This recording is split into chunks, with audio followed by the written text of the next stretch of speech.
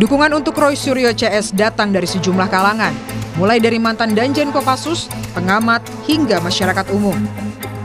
Mereka menuding ada kejanggalan atas penetapan tersangka Roy Suryo CS. Pendukung Roy Suryo CS ini juga mengajak agar tetap mengawal kasus ini lantaran ke-8 orang yang ditetapkan sebagai tersangka telah dikriminalisasi.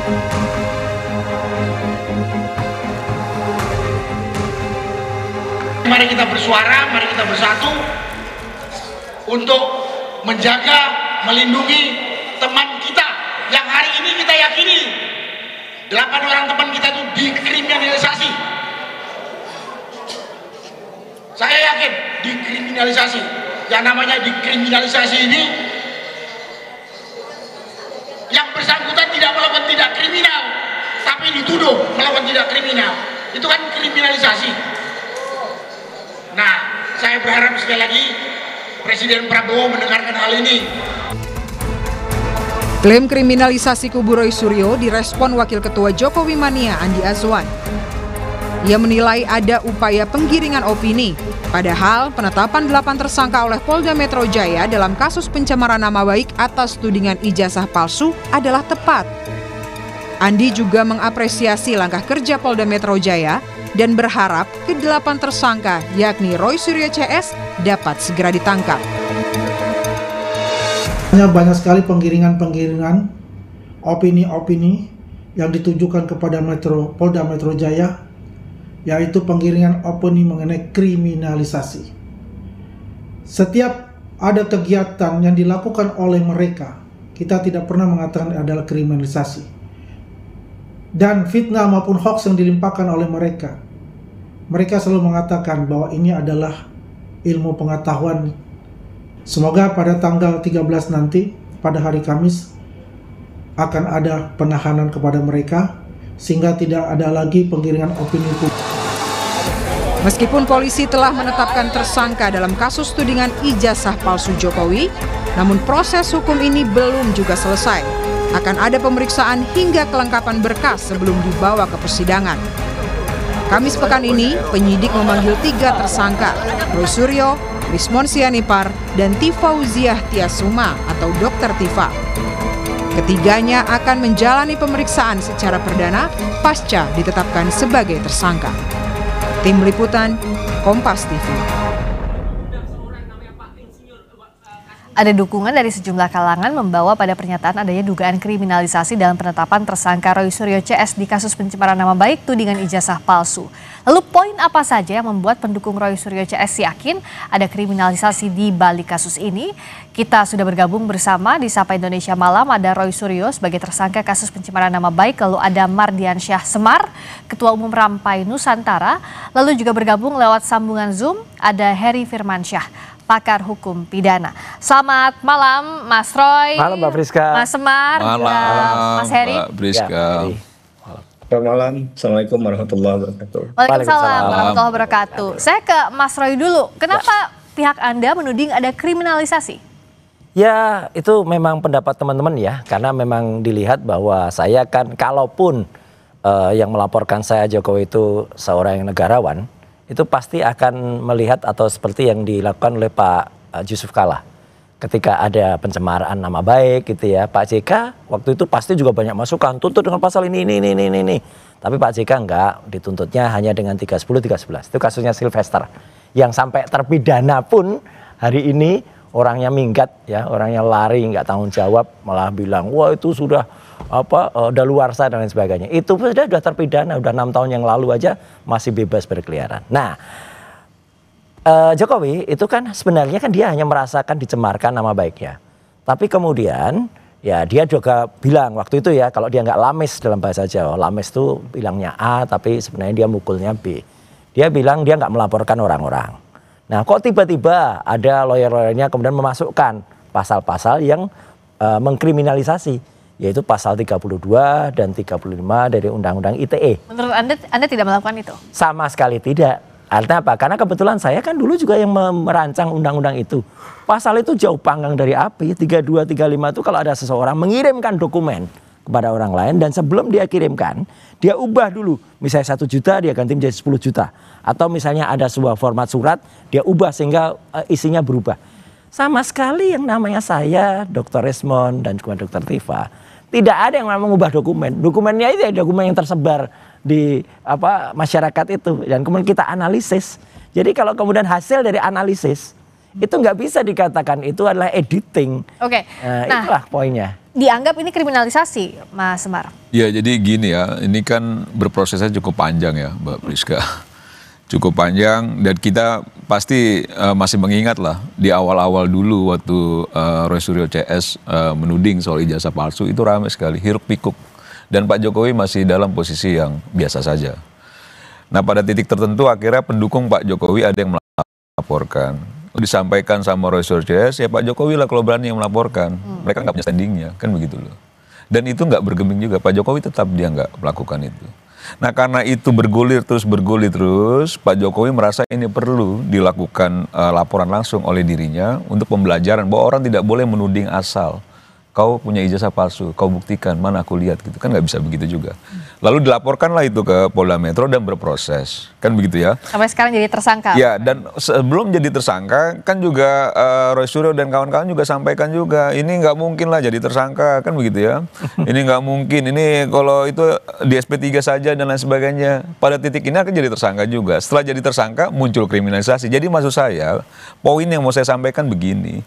Nah, ketika apa yang disampaikan Roy Suryo dan kawan-kawan itu direspon, sebaliknya, jangan juga akhirnya membangun narasi yang lain. Nah, persoalan tadi disamakan dengan kasusnya Pak JK, nggak apple to apple. Dan waktu Pak JK bicara soal kasusnya, itu tidak semeriah ini. Tidak sebanyak ini tudingan-tudingannya, tidak sedahsyat ini tudingan-tudingan yang melebar kemana-mana. Mengapa ini bukan kriminalisasi? Ya karena menurut saya itu faktual juga. Dan nanti makanya begini ya, kan ketika Roy Suryo sampaikan bahwa itu kriminalisasi, saya bilang itu bukan kriminalisasi, akhirnya debat kusir kita. Nah, sekarang medannya sudah berpindah kan, sudah jadi tersangka, besok diperiksa, masuk proses peradilan. Nah, pembuktian itu yang akan dilakukan. Kalau memang dianggap kriminalisasi, lakukan pra-peradilan gitu loh. Nah, kita kan menghargai proses hukum, kita kan menghargai institusi-institusi negara. Ya, kalau nggak dipercaya lagi institusi negara, apalagi yang mau dipercaya? Setelah jadi tersangka apa sih, Mas Roy, yang disiapkan? Fakta-fakta apa lagi? Ya nggak apa-apa, ya udah nanti akan kita sanggah itu ya, statement yang kemarin disampaikan oleh yang terhormat Pak Kapolda.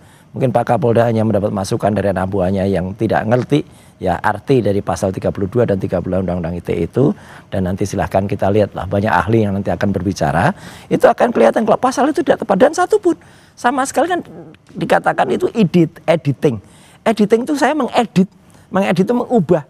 1 mili pun nggak ada yang diubah dari aslinya, gambarnya kayak gitu, dan itu sudah kami dapatkan, mau dari Dian Sandi, mau dari yang ada ditampilkan oleh Bareskrim, mau yang ada kami peroleh dari berbagai KPU.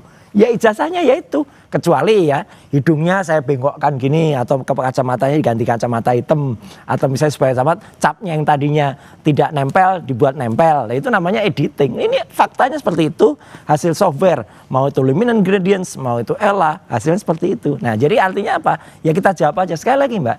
Yang namanya tersangka itu kan masih proses, ya kan? Jadi namanya tersangka bisa jadi tidak terpidana, atau bisa jadi terdakwa, bisa tidak.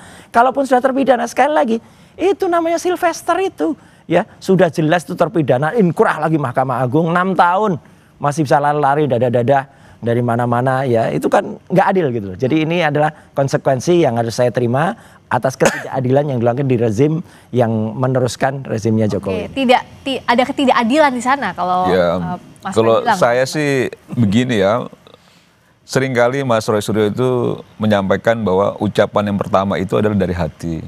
Tadi disampaikan barusan, habis jadi tersangka bisa jadi terpidana. Bisa tidak.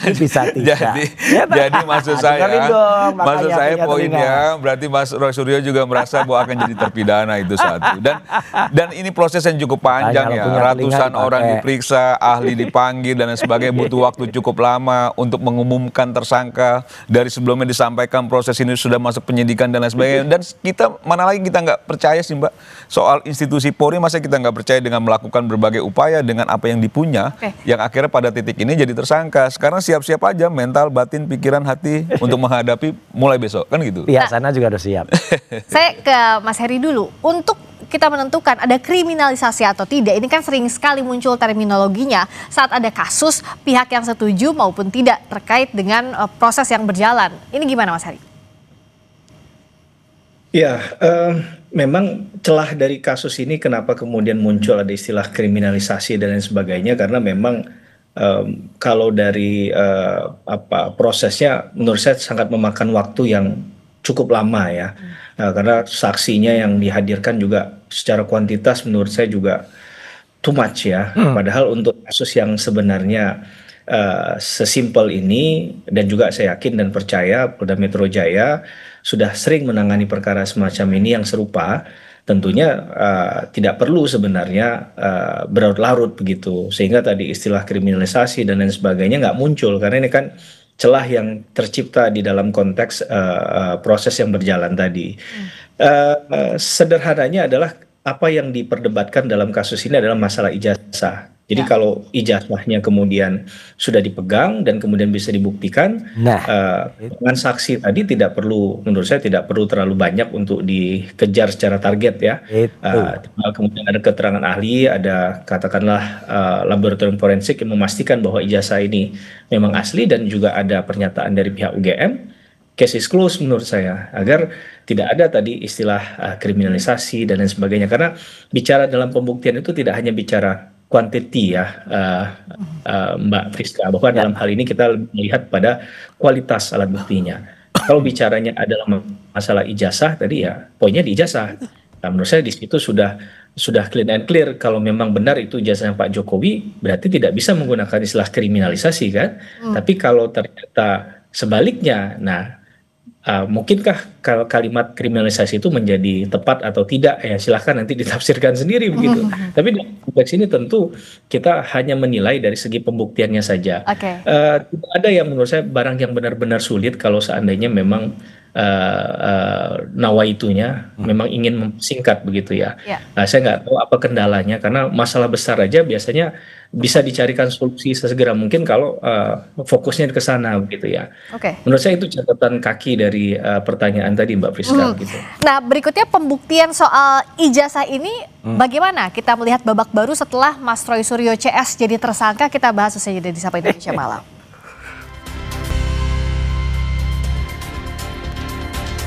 Masih di Sapa Indonesia Malam bersama saya Friska Clarissa. Masih hadir di studio Kompas TV ada Roy Suryo, tersangka kasus pencemaran nama baik, ada Mardian Syah Semar, Ketua Umum Rampai Nusantara, dan melalui sambungan Zoom, Heri Firmansyah selaku pakar hukum pidana juga masih bergabung. Mas Roy, jadi sebenarnya tahapan pembuktian berikut yang disiapkan oleh tim Anda apa? Ya tergantung besok pertanyaan penyidik apa, itu aja.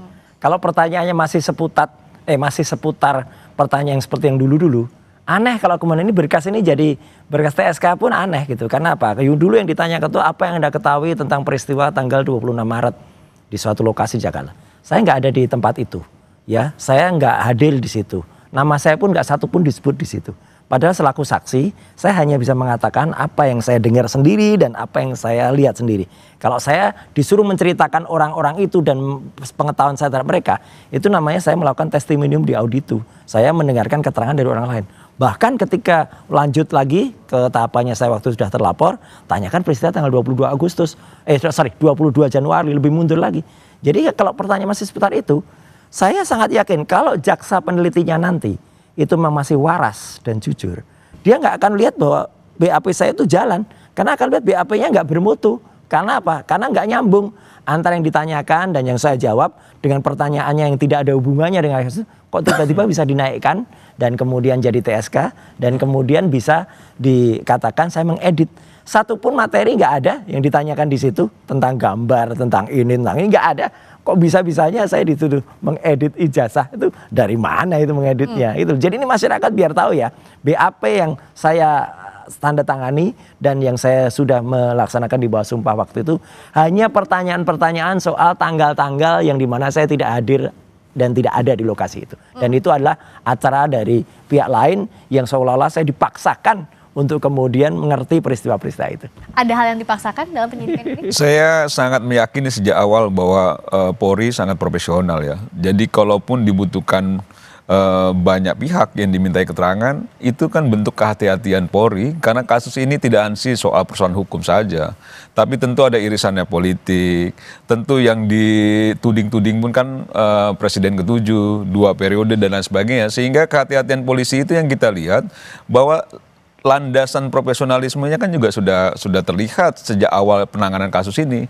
Dan saya meyakini ya tidak akan sembarang lah, apalagi kasus yang ditudingkan Roy Suryo dan kawan-kawan ini kan menjadi perhatian publik begitu luas. Aparat penegak hukum tidak mungkin juga main-main soal itu. Jadi kalau memang ada fakta hukumnya, ada bukti-buktinya, nanti kita lihat ya. Nanti kita lihat. Dan kalau misalnya diyakini sejak awal ini tidak berproses hukum, buktinya berproses hukum. Diyakini tidak jadi tersangka, jadi tersangka. Nah sekarang diyakini tidak ditahan, ya mudah-mudahan juga dalam waktu dekat kan kita lihat juga penahanan ya. Dan saya menyarankan selain yang disiapkan soal materi-materi perkara, siapkan juga koper berisi baju-baju. Jadi supaya itu mempersiapkan diri Mas Roy Suryonya gitu loh secara batin, pikiran dan juga barang-barang. Dan ditahan itu gak enak juga Mbak, nggak mudah juga. Saya rasa juga dalam posisi yang itu yang saya bilang sebenarnya posisinya agak memprihatinkan juga saya terhadap Roy Suryo dan kawan-kawan. Harusnya kan kalau ini tidak terus-menerus dilakukan, dituding-tuding, tidak sampai proses hukum. Ya Jokowi tinggal tapi ini kan konsekuensinya kan gitu loh. Ini kan konsekuensinya ketika itu menuding orang dan orang merasa juga dicemarkan nama baik dan akhirnya bergeser ke banyak irisan pasal-pasal, silakan nanti dibuktikan apakah memang yang disangkakan itu sesuai dengan bukti fakta yang dimiliki oleh kepolisian. Nah itu yang kita lihat bersama-sama gitu loh. Mas Semar bilang kayaknya akan ditahan. Apa? Iya itu kan pendapat Mas Semar, apakah polisi penyidik? Ya kan penyidik pun juga apakah dia seenaknya melakukan faktor subjektif. Memang ada subjektif dari penyidik kalau memang ada pasal yang itu di atas 5 tahun. Ya kan. Tapi kan itu ada hubungan kalau apa, 1, apakah saya akan melarikan diri. 2, apakah saya akan menghilangkan barang bukti. 3, apakah saya akan melakukan perlawanan. Kalau misalnya ya saya tidak akan melarikan diri. Saya kalau mau melarikan diri udah dari minggu yang lalu. Ya tapi kan enggak, orang pada bilang, wah pada berceloteh tuh, termul tuh pada bilang, wah kalau itu nanti ke Australia pasti dia akan melarikan. Enggak, saya malah di sana mengulang bukti tentang ijazahnya yang tidak ada milik Gibran. Saya justru memastikan bahwa Gibran tuh nggak punya SMA. Saya udah ke UTS Insearch di sana, dan itu kan membuat semakin kalut gitu. Ya saya ketawa aja dan saya pulang dengan baik ke Indonesia. Saya paparkan itu 1. 2, menghilangkan barang bukti. Barang bukti yang mana? Ya, barang buktinya ada di media sosial semuanya.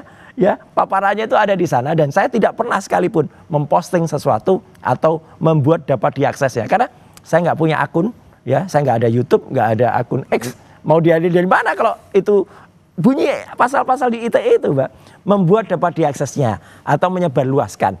Itu harus dari sumber, harus dari IP atau interprotokol milik saya.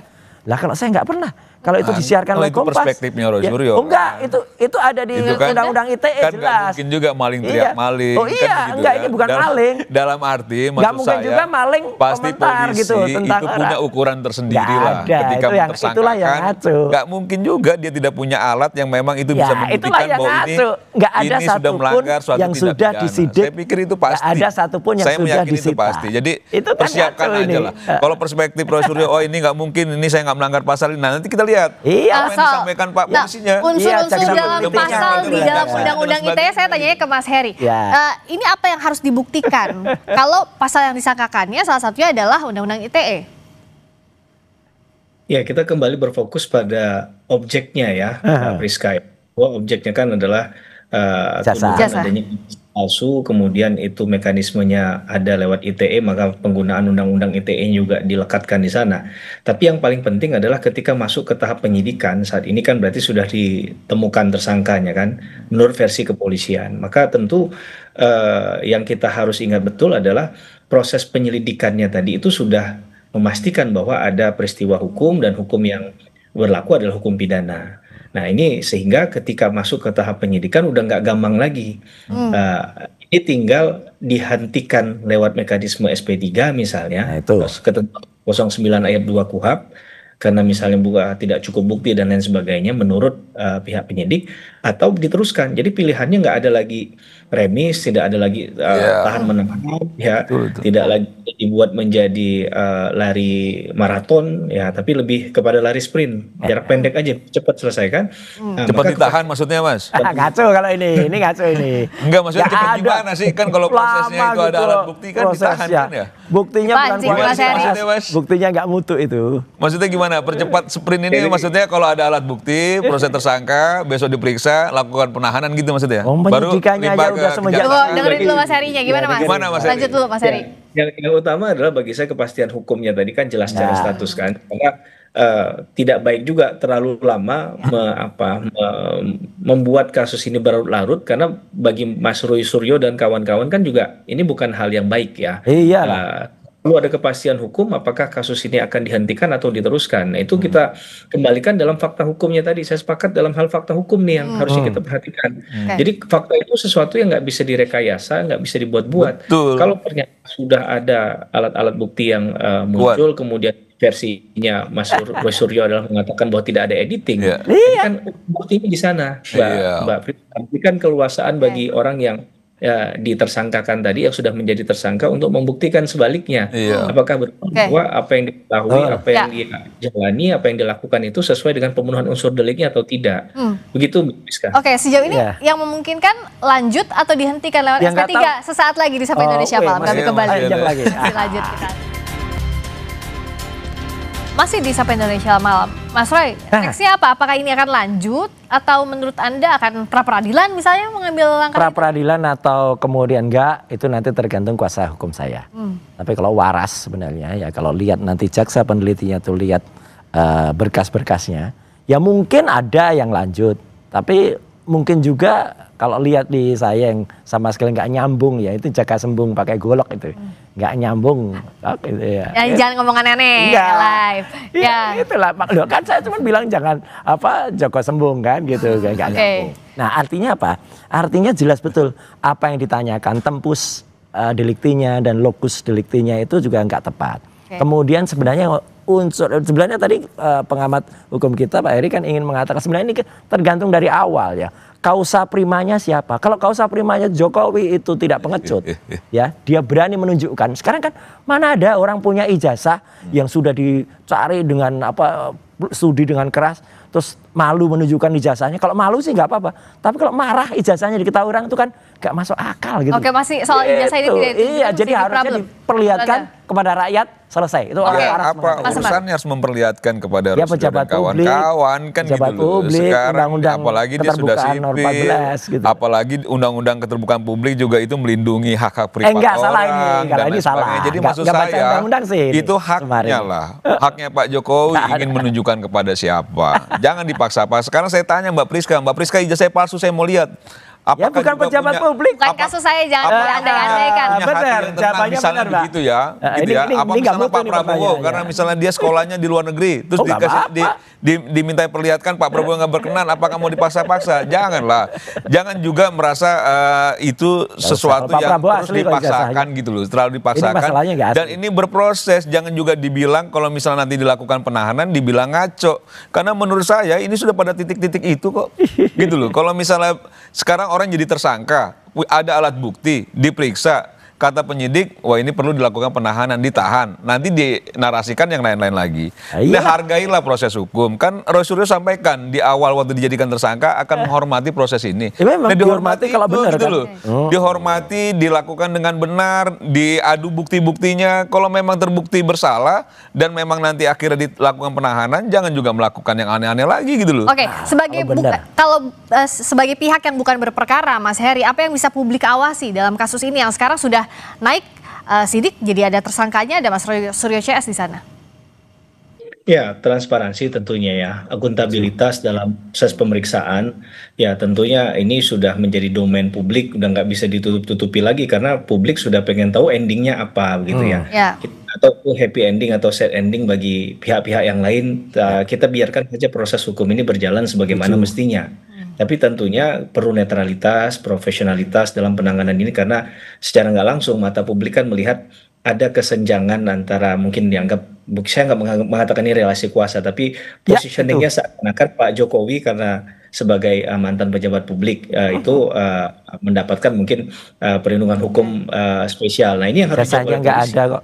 Ini ada hal-hal semacam itu bahwa ketika bicara tentang penetapan tersangka dan lain sebagainya itu based on dari fakta hukum dan juga alat-alat bukti yang sudah dikumpulkan, yang sudah diuji oleh teman-teman penyidik. Saya rasa itu poin utama dalam hal prinsip fair trial ya dalam proses ini. Begitu Mbak Priska. Dan besok Mas Roy jam berapa update lagi informasinya tetap sama jam 10? Diundang jam 10 dan insya Allah saya akan hadir dan akan kita buktikan besok ya gitu kalau jangan apa lupa yang kopernya dilakukan. Mas Roy. Nggak boleh bawa koper. Iya ditaruh di mobil jadi kalau misalnya udah tahan. Pancing terus nih sama Mas Semar. Ini ngaco ini ya. Kok ngaco? Insinuasi.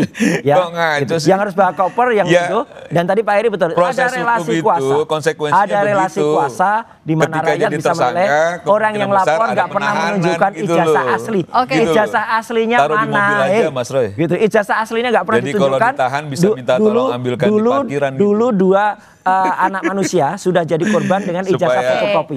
Sekarang akan ada 8 anak bangsa dikorbankan di rezim. Besok ya periksanya jam 10. Orang tersangka mau ditahan kok nggak? Besok di Polda Metro Jaya tunggu dulu proses hukumnya, jangan terlalu cepat menyimpulkan. Kita akan tunggu besok dan publik akan mengawasi.